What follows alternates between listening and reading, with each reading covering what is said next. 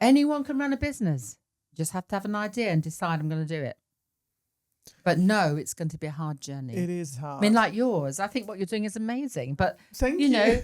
But you're doing something. You're out of your comfort zone.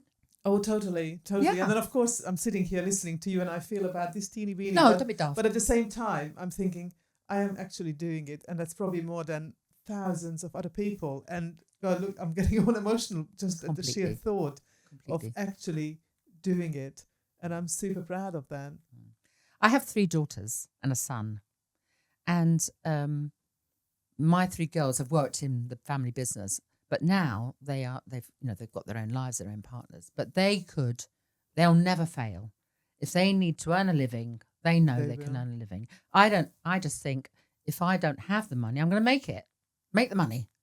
Yeah. I think that we've got a really cool little saying in Hungarian that you could live on the back of an iceberg, which means that you are just totally resourceful. And my dad always says that to me. And it is true. I mean, I came to England 30 years ago without speaking a word of English with 70 quid in my pocket to work as an au pair, not knowing what's going to happen. And then life unfolded and I built it and I'm building it even more now. And look at you. Your hair is down to your bottom. It's gorgeous.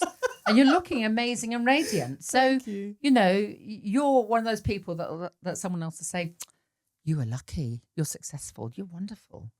At the end of the day, I lost my husband 2 years ago. 41 years. I met him when I was 19.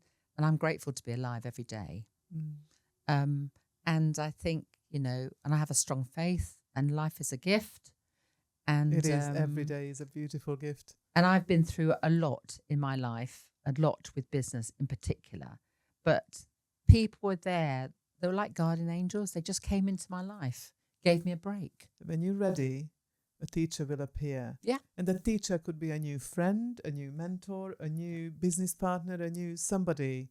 Absolutely. And when you're ready to open up to that particular thing, someone will come into your life at exactly the right time. They will. It's so nice to know this and then recognize it when it happens.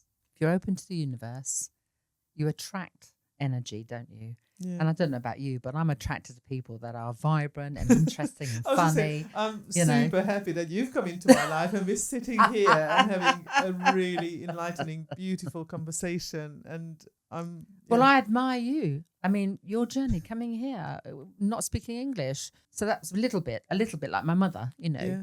But how amazing. Who else? I mean, we expect everyone in the world to speak English.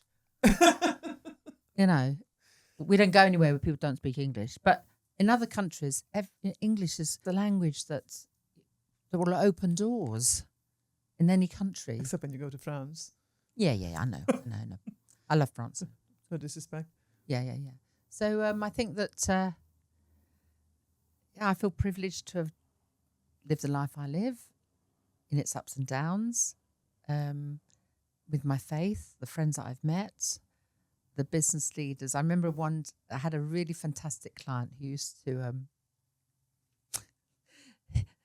about every couple of years, he'd knock on my door and said, "You still in business?"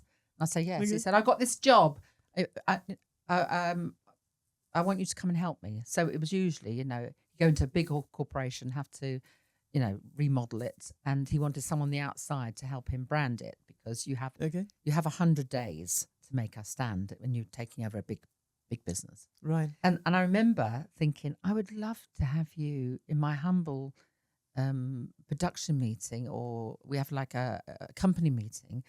But I was frightened to ask. And then I thought, why? I'm just going to ask him. Yes. Well, because I was in my early 30s. I didn't know anyone. Oh, okay.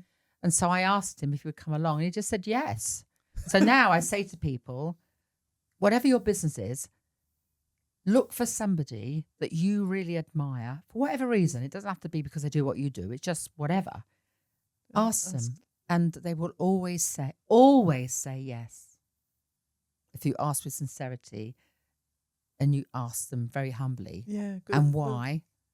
People like to be They always noticed. say yes. They always say. Marley and I gave a masterclass at Exeter University, the MBA marketing. Anyway, so we did it on networking. Okay. Because those students have no idea that you were networking when you were a kid. And networking through school. Yeah. Through school. Yeah. School. You're not networking because you want a job.